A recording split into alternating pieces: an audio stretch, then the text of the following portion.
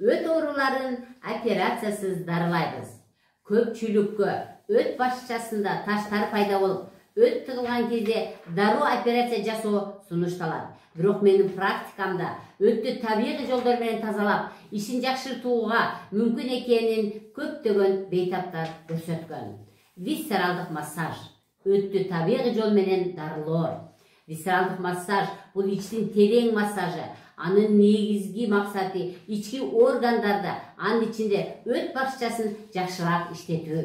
Висцералдык массаж өттүн агымын жакшыртууга, өттү тыгылуудан арылтууга жана сезгендүүнү азайтууга жардам берет. Массаж аркылуу өттүн ашыкча жүктөмү азайып, анын иштеши нормалдашат.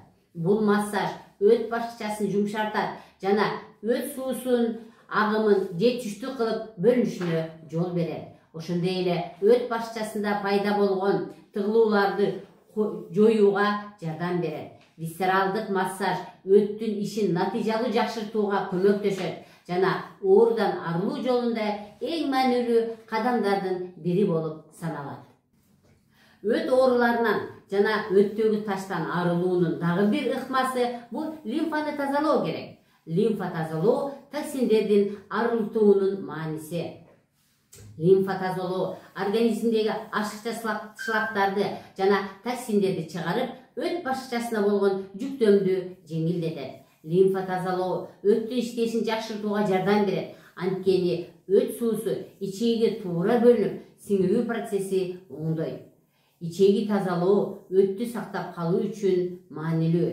Ичеги системасынын туура иштешин, өттүн ишин жакшыртат.